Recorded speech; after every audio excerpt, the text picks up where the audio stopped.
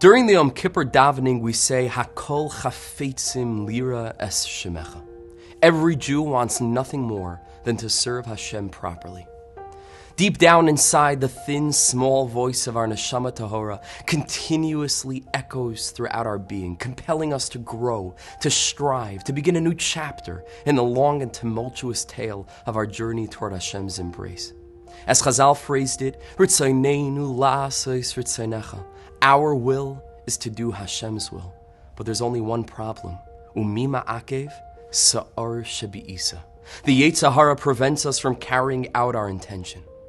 The Tasher Rebbe teaches that one of the primary strategies of the Yetzer Hara is to allow us to return to Hashem, but convince us not to rush it, to start tomorrow.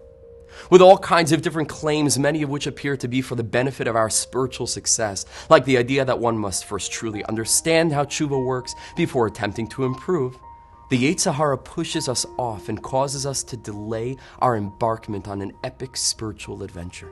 It was in order to counter this strategy that Chazal teach, Ein va'ata ela lashon tshuva.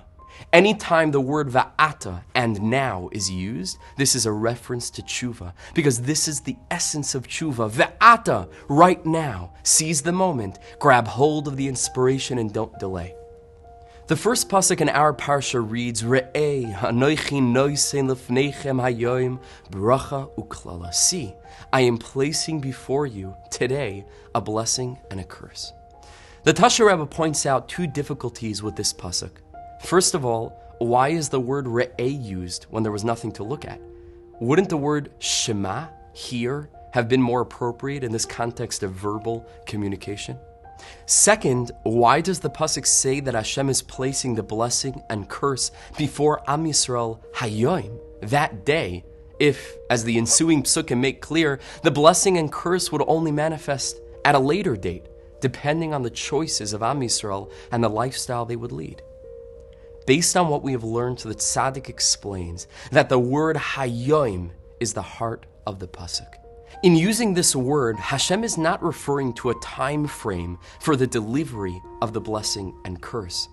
Rather, hayoim bracha uklala, whether Am Yisrael would merit the blessing of following the Torah's ways or suffer the curse of distance from Hashem's infinite light depended on one thing, hayoim, their ability to seize moments of inspiration and combat the inclination toward procrastination in the area of spiritual growth and personal development.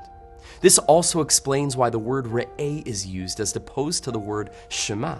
While a person can hear about something long after the event took place, one can no longer witness that very same event. Seeing implies immediacy, an inability to delay, the impossibility of putting something off for later.